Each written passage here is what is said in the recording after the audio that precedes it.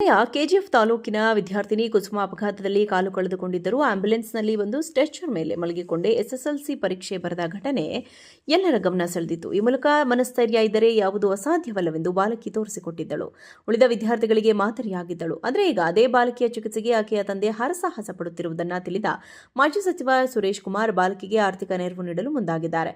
KGF ತಾಲೂಕಿನ ಚಿನ್ನನಾಗನಹಳ್ಳಿ ನಿವಾಸಿಯಾದ Saint Mary's high school ವಿದ್ಯಾರ್ಥಿನಿ 16 ವರ್ಷದ ಕುಸುಮ ಇತ್ತೀಚೆಗೆ ಸಂಭವಿಸಿದ ಅಪಘಾತದಲ್ಲಿ ಗಂಭೀರವಾಗಿ ಗಾಯಗೊಂಡು ಒಂದು ಕಾಲು ಕಳೆದುಕೊಂಡಿದ್ದಳು.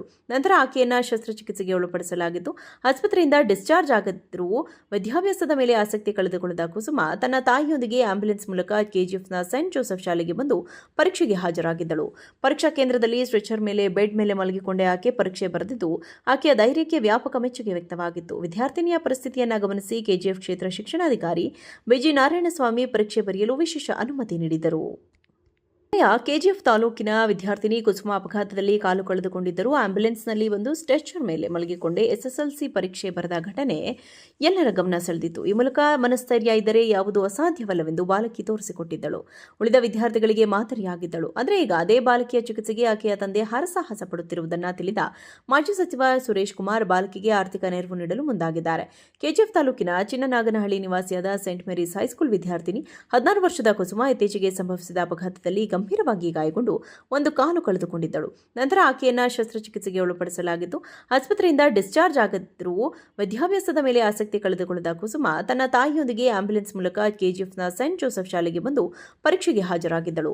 ಪರೀಕ್ಷಾ ಕೇಂದ್ರದಲ್ಲಿ ಸ್ಟ್ರೆಚರ್ ಮೇಲೆ ಬೆಡ್ ಮೇಲೆ ಮಲಗಿಕೊಂಡೇ ಆಕೆ ಪರೀಕ್ಷೆ ಬರೆದಿದ್ದು, ಆಕೆಯ ಧೈರ್ಯಕ್ಕೆ ವ್ಯಾಪಕ ಮೆಚ್ಚುಗೆ ವ್ಯಕ್ತವಾಗಿತ್ತು. ವಿದ್ಯಾರ್ಥಿನಿಯ ಪರಿಸ್ಥಿತಿಯನ್ನು ಗಮನಿಸಿ ಕೆಜಿಎಫ್ ಕ್ಷೇತ್ರ ಶಿಕ್ಷಣಾಧಿಕಾರಿ ಬಿಜಿ ನಾರಾಯಣಸ್ವಾಮಿ ಪರೀಕ್ಷೆ ಬರೆಯಲು ವಿಶೇಷ ಅನುಮತಿ ನೀಡಿದರು.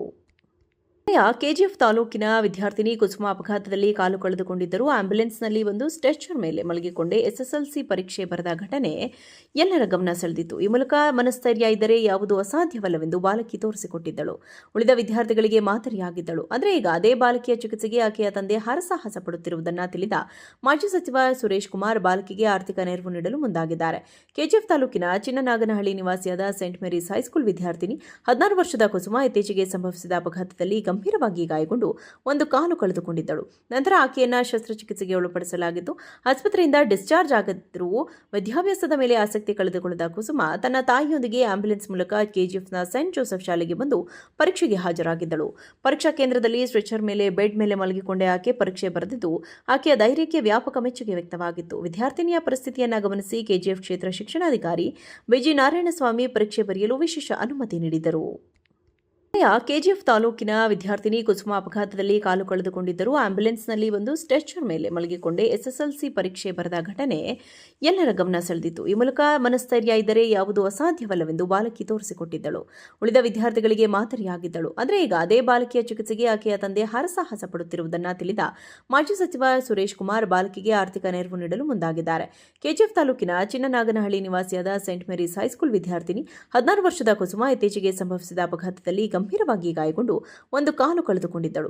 ನಂತರ ಆಕೆಯನ್ನು ಶಸ್ತ್ರಚಿಕಿತ್ಸೆಗೆ ಒಳಪಡಿಸಲಾಗಿದ್ದು, ಆಸ್ಪತ್ರೆಯಿಂದ ಡಿಸ್ಚಾರ್ಜ್ ಆಗಿದ್ದರೂ ವಿದ್ಯಾಭ್ಯಾಸದ ಮೇಲೆ ಆಸಕ್ತಿ ಕಳೆದುಕೊಳ್ಳದ ಕುಸುಮ ತನ್ನ ತಾಯಿಯೊಂದಿಗೆ ಆಂಬ್ಯುಲೆನ್ಸ್ ಮೂಲಕ ಕೆಜಿಎಫ್ನ ಸೆಂಟ್ ಜೋಸೆಫ್ ಶಾಲೆಗೆ ಬಂದು ಪರೀಕ್ಷೆಗೆ ಹಾಜರಾಗಿದ್ದಳು. ಪರೀಕ್ಷಾ ಕೇಂದ್ರದಲ್ಲಿ ಸ್ಟ್ರೆಚರ್ ಮೇಲೆ ಬೆಡ್ ಮೇಲೆ ಮಲಗಿಕೊಂಡೇ ಆಕೆ ಪರೀಕ್ಷೆ ಬರೆದಿದ್ದು, ಆಕೆಯ ಧೈರ್ಯಕ್ಕೆ ವ್ಯಾಪಕ ಮೆಚ್ಚುಗೆ ವ್ಯಕ್ತವಾಗಿತ್ತು. ವಿದ್ಯಾರ್ಥಿನಿಯ ಪರಿಸ್ಥಿತಿಯನ್ನು ಗಮನಿಸಿ ಕೆಜಿಎಫ್ ಕ್ಷೇತ್ರ ಶಿಕ್ಷಣಾಧಿಕಾರಿ ಬಿಜಿ ನಾರಾಯಣಸ್ವಾಮಿ ಪರೀಕ್ಷೆ